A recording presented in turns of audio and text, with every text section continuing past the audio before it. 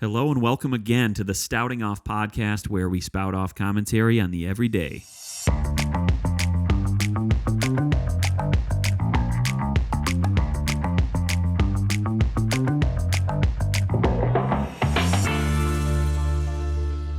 Hello again and welcome to the Stouting Off podcast. I am your host, now and forevermore, Drew Stoutenberg, joined live in studio by my producer, Jordan. Jordan, how are you? Doing great, thank you. Love to hear that. We need merch that says that on that. That says it on the shirt. Yeah. You realize that? Yeah. Doing great, thank you.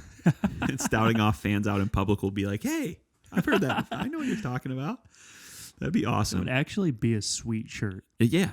Would you say doing or doing?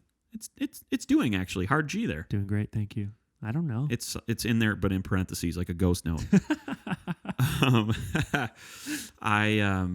I'm back from being in Michigan for a while. I just went to visit some friends and family for about 10 days. I got to say, there's just no place like home. And I'm saying that about Nashville. What I mean specifically is there's no place like your own bed.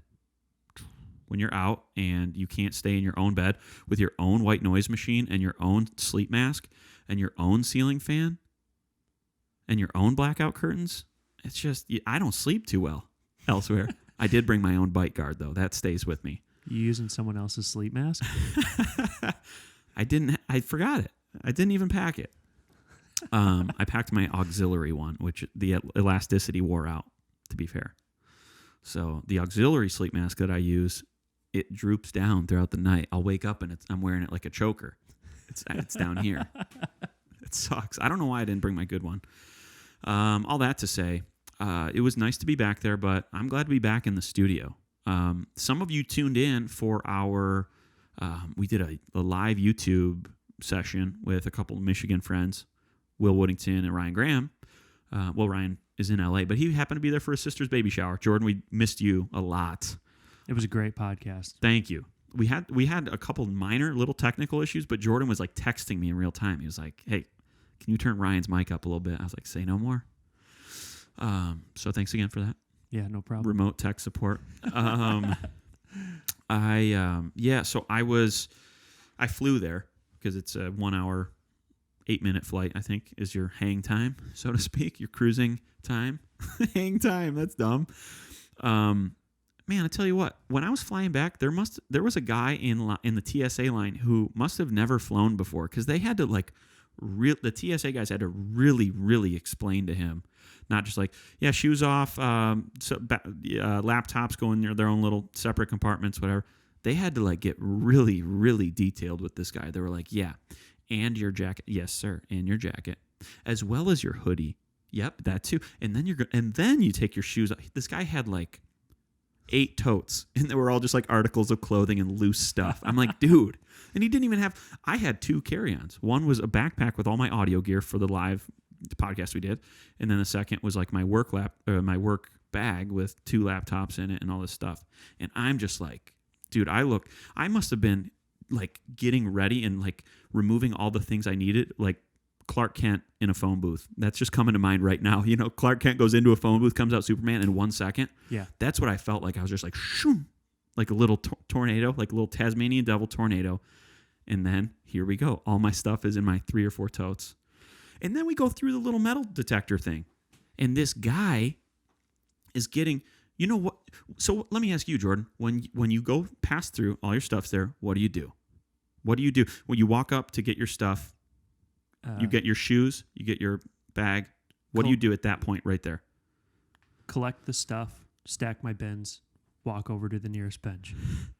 Thank you. Because that's what I do too, and that's what most people do when they're flying. Nope. This guy's getting dressed with all his layers: hoodie, jacket, shoes, belt, watch. Didn't even need to take the watch off. Watch. Second belt. No, I'm just kidding. He had a decorative, women's belt with a huge, it goes around his torso. WCW belt.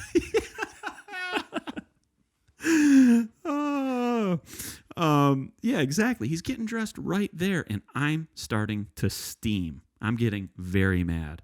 And then, so again, I'm cheesed off at that point. I go to the gate. I get there within 20 minutes, sit down for a little bit. Actually, I joined a Zoom call for 10 minutes or so. that some of my volunteer team at church was having. So we jumped on that for a little bit, and then I got on the plane. I'm sitting in my seat. That's no issue. Empty middle seat, and then there's a girl right next to me, or on the aisle. I'm always a window guy, by the way. Always window. You know why? Because I never get up, so I don't mind like being tucked away because I know I'm not going to have to get up. I don't know if I've said this before, but when I flew to Japan, I didn't get up and go to the restroom at all, either way. It's a 13-hour flight.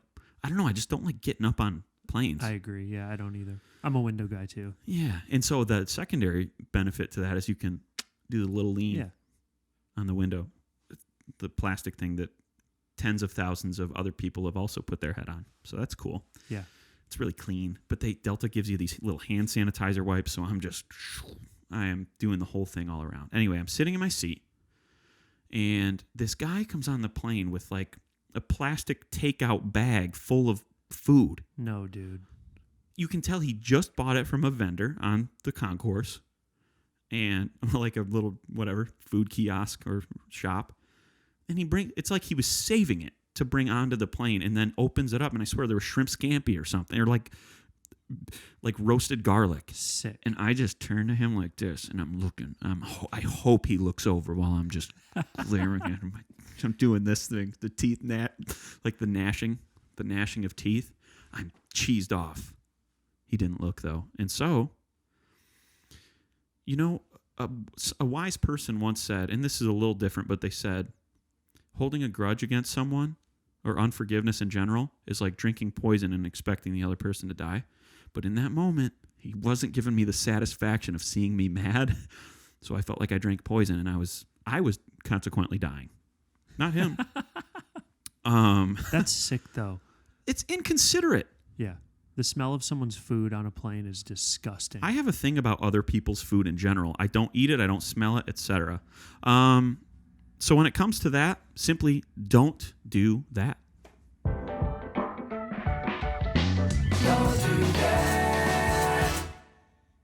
Don't do that. You ever notice a thing, Jordan? This is just a phenomenon that I've noticed throughout my life. If you eat chicken nuggets from McDonald's, and then I think we have a train right now, so I'll wrap this up pretty quick.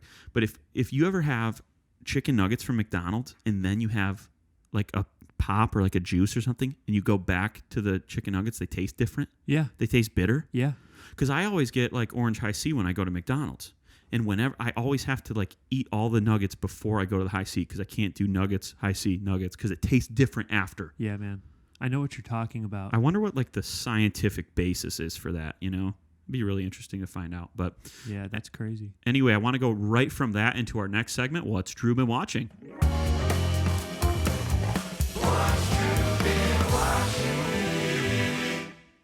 So, what's Drew been watching? Glad you asked.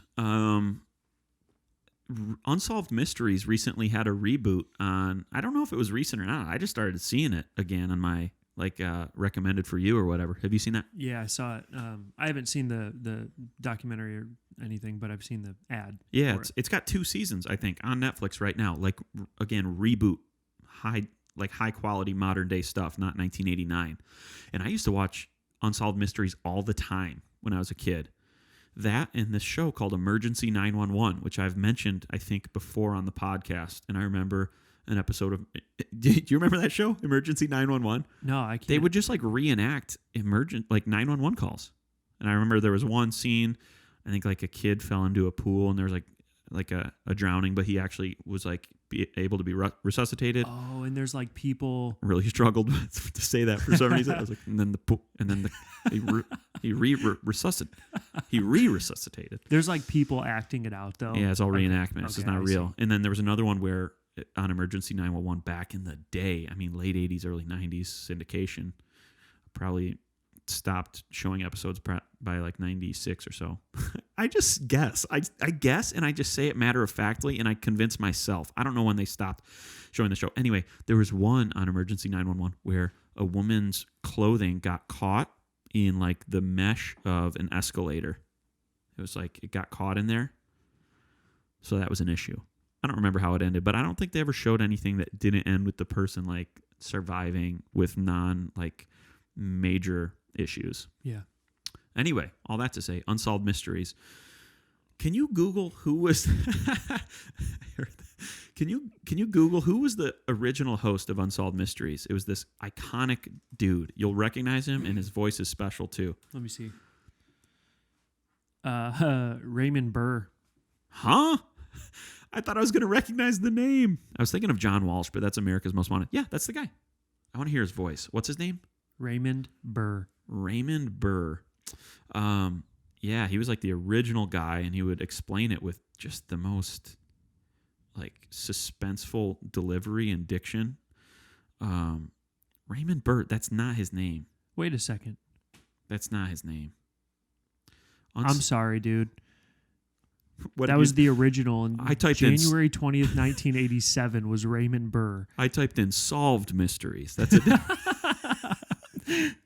The two hosted by Carl Malden and the final four by Robert Stack. Final 4 seasons or episodes? No. Yeah, Robert Stack. He's the guy. Anyway, though. Seasons. Robert Stack. Robert Stack is so the that's name. the guy, but it was saying the wrong name. I see. Yeah. Let's see if we can hear him. Okay, come on. Hurry up. Oh, geez. Like a television set. What if you could change channels at will? Tune into programs no one else could see? And what if you could never turn the set off? What if you could never turn the TV set off? Ever think about that? Anyway, that voice. And he's always walking all like ominously. So they have a new thing, and it doesn't have that charm. The new Unsolved Mysteries doesn't have the same charm as that guy, Robert Stack, also known as Raymond Burr. I can't believe he's only done 4 either seasons or episodes. Seasons, yeah. Oh, seasons? New like, how do I only saw this guy 4 times? How did he leave such an impact on my life? guess I watched the same 4 episodes for 6 years. Same. Same with Emergency 911. I guess I only watched the escalator and the pool ones over and over. What were you going to say? Don't remember. Cool. Different host. Different host. Okay. Same show, different host. You know what they say. You know what they always say, man. Hey, man, how are you doing? How's the job going? You know what they say. Same show, different host. Living the dream. Same show, different host. That's dumb. Well, that's very dumb. Dude, that's funny. So I watched the new one, Unsolved, man. And here's what so they had an episode. I just want to whet your palate, okay, with this particular episode. It's season 2, episode 2. It's called A Death in Oslo, Norway. Here we go. The opening. A young, unidentified woman was found dead in a hotel with a bullet in her head in Oslo, Norway. In May 1995, a woman checks into an expensive hotel. That's her. She hadn't handed the receptionist a credit card. 3 days later, a staff member checks out the room, and when they knock, they hear a gunshot instantly. They go like this. Ding, ding, koof. Dang. The staff member went down the elevator to alert the police. There was a 15-minute gap where the room wasn't guarded at this point. The episode shows how the police found no evidence of a struggle or traces of someone else in the room. In fact, the room was locked from the inside. Okay. But the police theorized that she was living in the room and she was preparing for her death. They stated it was a 99.9% certainty of suicide. It seems like that, right? If it was locked from the inside, say with that little latch thing over it. Yeah. I don't know if it was that, but they said it's a lock that you can only do from the inside. There's nobody else in there. Okay, so it was whatever. The mystery is that the woman had zero identity, no passport or anything that indicated her name. Strangely, she was able to get a room with no identification or credit card. So that's where they start to say, she couldn't have checked in with no credit card, no ID, no nothing, Right. And so, on her registration card, she calls herself Jennifer Fairgate, and the address she wrote down was a place in Belgium. When the police contacted Interpol, the person didn't exist. It was a false name. So was the location. All this stuff. Are you curious, kind of? Do you want to watch it now? Yeah. I'm not going to go into too much further detail, but all this other stuff kind of comes out, and yeah. Dang. It seems like foul play is involved. But again, it was locked from the inside. There seemed to be no evidence of a struggle. She shot herself with her thumb on the trigger of a little pistol. Now, when you do that, recoil would want to throw the weapon across the room. Yeah. You wouldn't be able to hold that, especially if you had just shot yourself Right. with one hand too. She when they found her, she had her pistol on her chest like this. So it's like, how? Yeah. It's an unsolved mystery. Something that's rattling in my brain is the fact that it's a big deal that it was locked from the inside. Yeah, it's a big deal. Yeah, but I'm wondering, like, what lock is from the outside if someone's inside? Well, they're just saying, like, they're saying the lock from the inside is the one that could only be operated from the inside versus the door lock. Okay. You know, just like the, card so, like, strip, the whatever. deadbolt in the deadbolt that can be activated by, like, a key card. That's not the one that was locked. It was like the latch. They didn't say that. It could be the deadbolt. I don't know. But they were just saying like a lock that normally can only be locked from the inside. The operative term there is normally. So you'll just have to watch. But anyway, that's, you guys just have to watch in your own time. But that was season 2, episode 2 of the current series, the reboot of Unsolved Mysteries. And that is what I've been watching.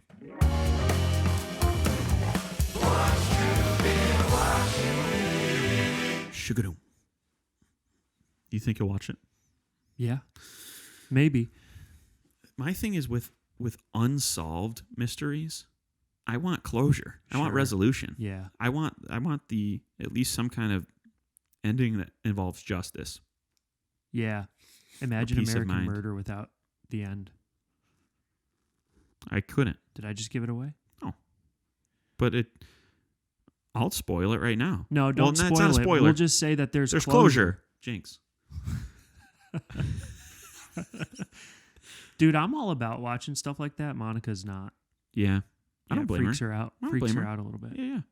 Tell you what, my mom, so while I was in Michigan, my mom, whenever I was watching anything that was kind of eerie like that, she comes in the room like, ooh, I've seen this one. I'm like, wait. She's like, yeah, CSI, cold case, all this stuff. I'm like, is this a thing that you do? Because I knew it was like a trend with like, people stereotype like, basic white girls as loving to stay home and just like watch like crime and true crime stuff. I'm like, Mom, does that extend to, even moms?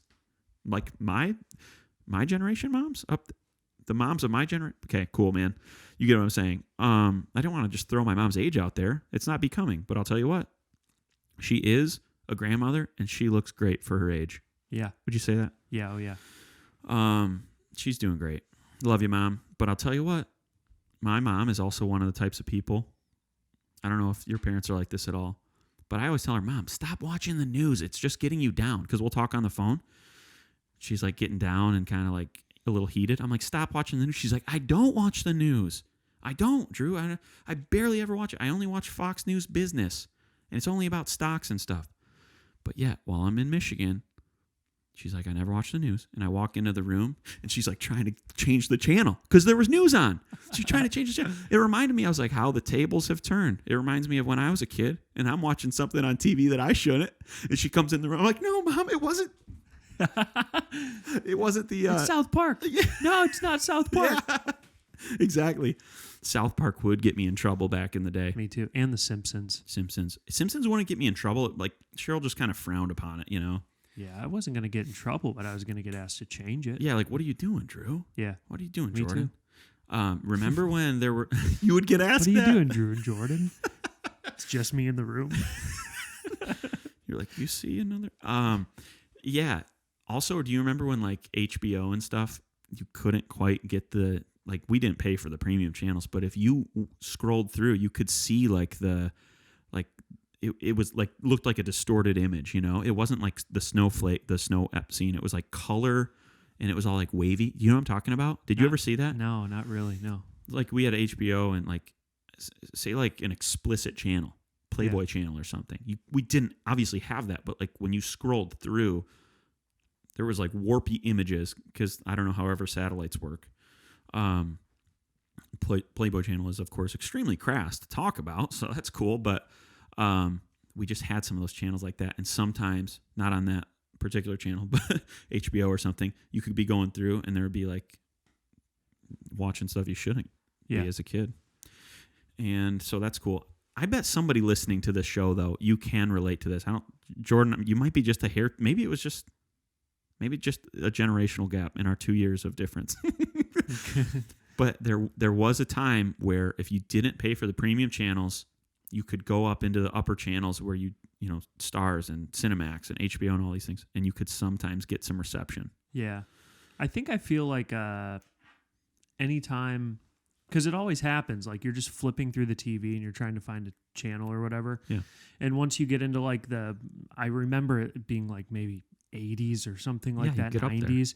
You get up there and you're just like, yeah, nope. And then it just stopped. It was just a black screen with a gray box that said, you're not subscribed to this channel. Okay. It's that same kind of thing. But I think before the technology existed to literally put up a message, it was either like all black or color bars or something. But occasionally you'd get a little warpy version of it. And that was when Beavis and Butthead Do America. I remember we watched it, the first part kind of on a little warpy thing. And Mom came in, she's like, what the frick are you doing? We're watching colors. It's squares. She's like, I can see Minecraft. So that's funny. I have Makers 101. Have you tried it yet? Yeah, done. Yeah, so this is a limited release. Makers Mark released this, which it's just like a higher proof version of their normal stuff, but 101 proof is nice. I really like. So bourbon, in order for it to be considered bourbon, it has to be at least 80 proof or above. But for me, 80 to 90 is kind of water at this point. It's like it doesn't have enough heat to it.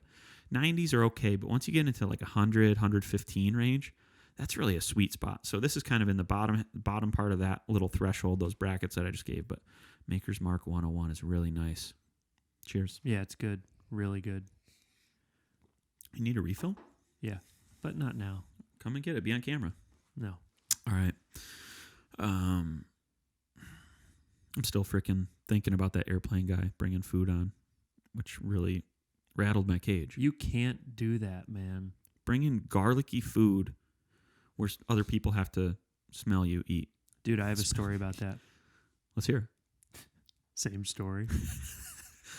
You're like, I swear it had to be like shrimp scampi or So one time I was on my way to Vegas. I left from here. Loss? Yeah. And I sat down. I was window seat too. And across the hall from me was a guy. He came on super late. Okay, so like everyone was chilling, the lights were off, and this guy runs in sweating. In all fairness, from B&A to Vegas, got a stop in Atlanta, and I was in Atlanta. Oh, okay. So maybe he had a hard layover or something. Yeah, probably. But you can't bring on a freaking Chipotle burrito. Okay, so the guy unwraps the burrito, and obviously the entire plane can smell it. Oh, okay. We take off. Please secure your burritos and stow the. As we're taking Please off, turn off your burrito. He's opening the burrito. We get to altitude. He takes 1 or 2 bites of this burrito and then falls asleep with it in his hand. What? Do you know how long While he chewing? slept? How long? The whole flight? The entire flight. So basically you got burrito potpourri the whole time. I wanted to tell the flight attendant? Yeah, somebody. Can you just take that out of his hand? Can you confiscate this man's burrito? He's not even eating it. Do you like the smell? Yeah, seriously. Do you like it smelling like a fridge in here? A fridge that has stinky leftovers in? I don't really do leftovers. I know you don't really either, right? No. Yeah. Do you want it smelling like a fridge in here? Of the house that I used to house sit back in the day that had, I'm pretty sure, spoiled food in it because they always traveled. And every time I opened it, it smelled terrible. But one time I was there and my friend ate a whole jar of their stuffed olives and just left the empty jar in there with no olives in it, but just juice. Do you want it to smell like that in here? Yeah, man, that was bad. I was pissed off. I was pissed because he opened the burrito. Yeah. And then he fell asleep. Yeah, that's negligent. And didn't even eat the burrito. It's negligent. And then he woke up and put the burrito back in the wrapper and got off the plane. It's like he meant to sabotage all of our moods. One time, my brother used to work at a laser tag place called Laser Quest, and I thought it was just so cool that he was like a 17-year-old who like could go into the maze anytime he wanted. You know, he like opened up the place, powered on the fog machines and everything. And one time I was there with him. He was either opening or closing. And so no guests were there, in other words. And he's showing me how he restocks the paper towel in the bathroom. And I was just in awe of that, again, that he was this 17-year-old with all this power. And so he opens the paper towel dispenser, and out falls a stink bomb. It was like a little glass thing. It's like whoever placed that in there was like pranking the employees, you know, like, and anyway, the whole like, man, that room, the whole hallway leading up to it and the lobby just reeked. Like it was a powerful, powerful odor. Have you ever smelled that before? I think so. It's terrible. It's nasty. It smells like eggs, rotten eggs. It's potent. Yeah. But anyway, nasty. I would probably compare it based on what you're describing to this guy with the Chipotle burrito. Yeah. Probably right in the same neighborhood. And it's not a potency. smack against Chipotle. No, in the right context. Jinx. Yeah, dude. We've been doing this thing for a while now. We're really starting to get our conversational rhythm down. It's nice. I like this. In the right context, it's the most beautiful scent you could ever encounter. There's nothing better. Oh gosh. On a plane though, anything is bad. And that's really my point. Some people I like, yeah, without harping too much more on it, just don't do that. Do you remember when we were in high school? Not we, but listener, do you remember when you were in high school and gas money was like a huge thing? You'd go to like pick up your friend and be like, yeah, I can pick you up. I literally just need $2 gas money. You remember that season of life? Yeah. Constantly in overdraft. I remember going to the gas pump. I remember going to the gas pump one time and putting in less than $1.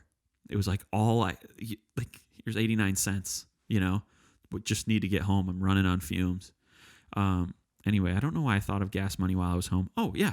It's because there was this gas station that was right by my home. And while I was in town in Michigan, I drove by it and I just had all these memories, like going to that gas pump all the time, being like, who's got $3? Everybody's like, dude, I gave you $5 last week. You know, it's like you're talking the littlest amounts. But tell you what, when you're 17 and you're driving the boys around, I felt entitled to some cash. Do you know what I'm going to say next? I just remembered this funny memory when we used to play drums at that church. Yeah. The one trip. Jordan and I used to play, without going too far into this, Jordan and I used to play drums for this church that was, it was just a church plant. And in church world, that means it's a church that's just starting up. Usually they don't own their own building. They don't own their own gear for like audio and stuff. They rent a facility like a high school auditorium, and then they rent gear. They live stream someone else. Yeah, and they live stream like this particular church did like a live stream of another pastor at another church on the screen there. But we did live music there. So we would do live music, and then they would do a simulcast thing. And anyway, it was 40 minutes or so from where we were from, and I picked up Jordan. We drove out there, and on the way back, I was a jerk, dude. We had to position your drums in the car. This is important. Right. Oh yeah, we had your to position drum. The kick drum had to ride shotgun because it was the only door. That door and seat configuration was the only place it would fit. And Jordan was in the back seat with the other drums, arm up high on like a stack of toms or something. I'm pretty sure. And you fell asleep, right? Yeah. And we hit a traffic jam or something. What? Right? What? You tell the rest. You fell asleep. I don't remember the rest because I fell asleep. Yeah, I know, but so like I got in the car and I had a winter coat on. It was cold, and I fell asleep. And I woke up at my parents' house, and you're like, "All right, man, we're here." You're like, I wish I just had friends that would cart me around while I slept in the back of their car. Why would a friend say that to another friend? Dude, I walked in so defeated, and I told my mom that. She's probably like, what the heck is up with your boy? I had 101 degree temperature, and I had the flu. Yet I'm guilting him for resting. You're like, dude, I'm sick. With like, I didn't know. With like a life-threatening temperature. Not exactly, but. No, I didn't know. But I'm sorry that'll again. forever stick with me, though. I'm sorry again. It's okay. Do you do a loofah or a washcloth or none of the above? Loofah. You do? Yeah. I've been a loofah guy for years and years. And I'll say this too. Washcloths, in my opinion, have no value or no use. No, they absorb too much. They absorb too much. And what do? Rub a bar of soap on there? That's how I remember, like, the last time I used a washcloth, I was young enough to have another person bathing me. I'll put it that way. Like, I remember being like 3 and Grandpa like loading up a washcloth while I'm in like bathtub or something and doing that. You're know? in like a bucket. It's that. I remember being in the kitchen sink. All right. But no, it's just so not useful. It's impractical. So you do a loofah. I did loofah for the past like many, many years, but over the past this year, actually, when my dad got me this bar soap, I just go straight bar to skin now. Yeah, no problem there. It's really nice. Loofah, for me, only it stretches my body wash. Oh, true. Meaning you can put a like- quarter size amount on that and it'll last the whole wash. Exactly, yeah. That's As true. opposed to a bar soap, you just go straight to skin. There's no need, in my opinion, for the loofah. You go direct to skin, DTS. Are you business to business? B2B. Anyway, so yeah, you're right though. The loofah makes a nice, rich little lather, and then you go. What's a worse place to have forgotten your headphones? On a plane or in the gym? I was thinking about this on the way home. Which one's worse? Yeah, which one's worse? Or which one, if you had to pick one to have your headphones at, you can only have your headphones at the gym or you can only have your headphones on a plane. What would it be? Plane. I think you're right. Because on the plane, the headphones are more so a defense mechanism. Yeah. You're blocking out. When you're at the gym, I don't mind hearing other people like grunt and sweat. Well, you don't hear them sweat, but like exert like energy and stuff. I don't mind hearing that. Yeah. It's only positives there. You put in your headphones so you can get fired up.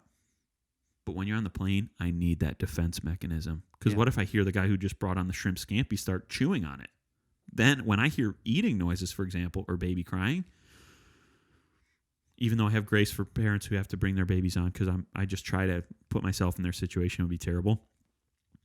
I get flustered. Yeah.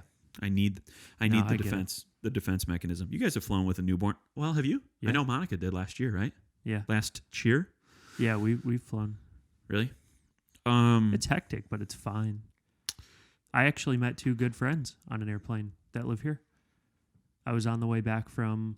You met them? Yeah, I was on... You became acquainted with them on the airplane? Yeah. Wow. Yeah. It was back from Los Angeles. Actually, I was on my way back from Los Angeles, and they had their brand new baby next to me, and I was like, "Listen, I just did this with my son. He was like 6 months old or something.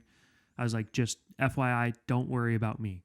I know it's going to be hectic. No judgment coming from this Yeah, direction. do not worry about me." Then we got to talking, realized they lived in Franklin, got their number, invited them to Jude's first birthday party. Wow. They came. Have you seen them since? Is that the dentist? No, but that house. Your dentist's name is Crentis. I haven't seen them in probably a year. But Even so, yeah. hope they're good. Hope they're good. Shout you guys out. Hope you listen.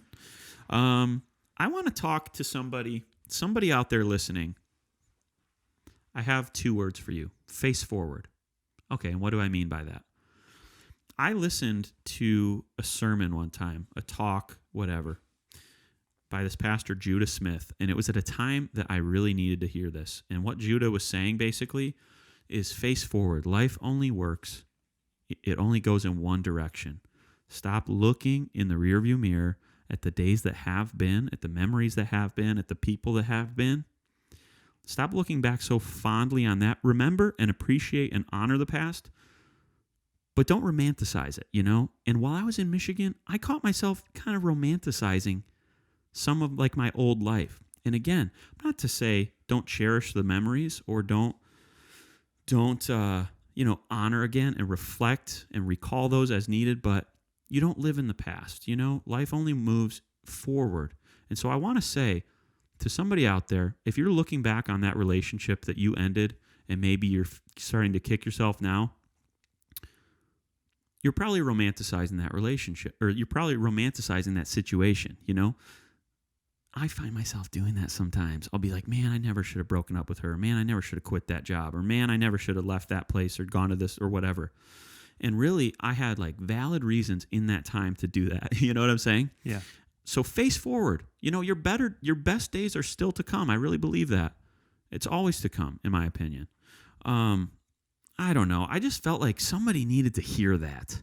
Face forward. And again, don't forget about the past, but life only moves forward. So what are you going to do about the next step? What are you going to do about the future? And how can you be, don't romanticize the past. Don't live in the past. Live in the present and where you're going. Is that fine? Is that fair enough? Yeah, man. I don't know. Sometimes I get serious. But I feel like you guys need to hear that. I need to hear it. I need to hear myself say that sometimes. I find myself in situations sometimes where, again, it always goes back. Well, it doesn't always, but this is an area always like where I see it often is like with relationships that, didn't work out or whatever. And I'm like, man, I swear she was the one. That should have worked out. I shouldn't have gotten cold feet or I shouldn't have whatever. But I'm like, no. When I think about it, really, I'm like, no. We broke up because X, Y, and Z were very valid, especially at the time. And so I'm not going to look back and only remember the positives about that relationship. I have to remember exactly what it was, Yeah. I feel like so often we look back on things when things aren't going our way now. We look back and we say, man, I had it made back then. I had it made. Judah gives the example of like, oh, my kids are grown now. My kids are 15 and they don't really care about me. I miss when they were 2 and 3. And he's like, no, you don't. You remember blowouts? Do you remember tantrums in public? Do you remember all this stuff? Like, those weren't the glory days. Your glory days are ahead. Your glory days are ahead. So face forward. Yeah.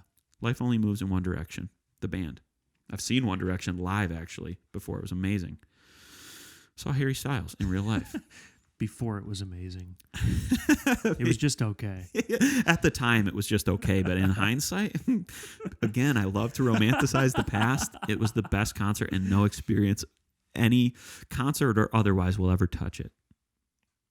In that, I promise myself. Does that make sense, though, Jordan? Do you think that's going to connect with somebody out there? For sure, man. Somebody needs to hear that.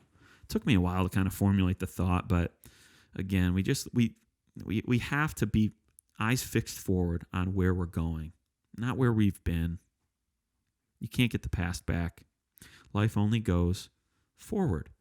When you're out with Mon, or even like when you've been out with other people that you've dated in your life, do you ever order for her at a restaurant? Some people are different about this. Some women are different about this than others, I've dated people who absolutely no, and I've dated people who like, yeah, of course you do that, Drew. Yeah. There's no. Short answer, no. I'm never going to order something for her without her knowing about it. Sure. Because I want like the restaurant experience to be like mutually fun. Yeah, right? of course. I'm gonna be like, she'll have. No. What I'm not saying is that you dominate and you determine and you dictate what she's going to have. It's more like, and it comes down to what she wants too. Like it's like you're talking about it. She's like, yeah, I think I'm gonna get the chicken marsala, and you're like, cool, I'm gonna get the this and this.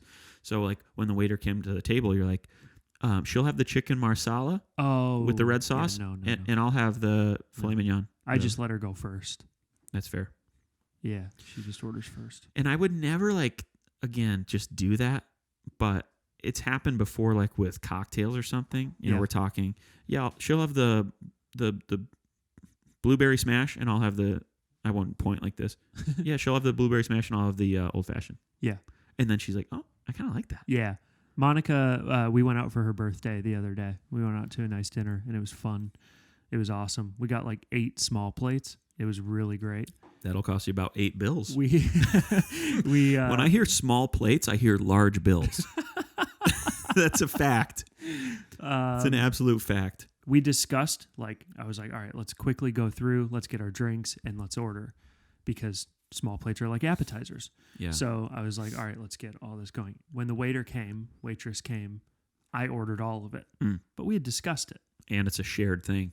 It's like That's Let's order this, but you know what? You take one, I'll take one. Then you take one, I'll take one. You order the chicken quesadilla, I'll order the crab rangoons. You order the shark board, I'll order the. Write this down. Yeah, I don't know. I just thought of that. I don't mind doing it, but it's not my like default space. Yeah. But Monica said she's been on a date once where someone just ordered for her. Chose what she was going to have. Yeah, and she's like, "Ooh, I like that." And I'm like, "Well, I'll never do that." She liked that? Yeah, she said she liked it. Well, Mon's also the type of person that really loves like initiative, I feel like. Initiative and ownership, and to her that's like a indicator of interest, it seems. Like indicator of interest and value and worth, And I'm never going to do it. I would never autonomously order for somebody else. If you told me what you wanted and I knew you were comfortable with it, just for time's sake, I'd say, yeah. She'll have the California roll. I'll have the dragon roll. A couple of miso soups. We'll see you later. Hopefully sooner rather than later because I'm hungry. We'll see you in 12 minutes. I'll see you in 12. I think that's all I wanted to talk about today. I had a couple things. Ooh. I'll save that for next time. I have a funny today I learned. Well, now that I said it's funny, I'll just go ahead and say it.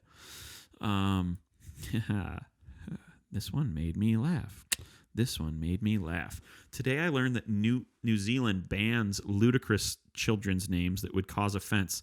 This has protected children from being called Stallion, Yeah, Detroit, Fish and Chips, Twisty Poi, Keenan Got Lucy, and Sex Fruit, but did allow one to be called Number 16 Bus Shelter. Did you hear that? Yeah. No, you didn't, because if you heard it, you would be laughing. What could be so urgent? Is your house on fire? This guy was texting while I was reading this thing. I need the crowd response there, man. Now I have to read all that again. Twisty Poi, Keenan Got Lucy, Sex Fruit. Number 16 Bus Shelter, though, did make it. Well, that is all I have today. I just wanted to read that last one. You can't retroactively throw laughs on that. That's funny. Did you want to add anything else? I always Welcome ask back you to that. Tennessee, man. Thank you. It's nice to be here. Good That to be was here. 11 long days. It was a little long. Ran a little bit long. I'm sorry to anyone I offended in this episode. My mom is coming to mind. But, Mom, I love you. And I say that all out of jest. And I said that to you in real life. And we laughed about it. So, the Fox News thing. Oh, yeah. Anyway, thanks as always for listening to the Stouting Off podcast. Cleared my throat in the middle of that. Like and subscribe and follow us on Instagram. And if there's anything you want to hear us talk about, just DM us on the gram. But as always, thank you for listening to the Stouting Off podcast, where we spout off commentary on the everyday. Bye. You left me hanging. Dude, I'm sorry.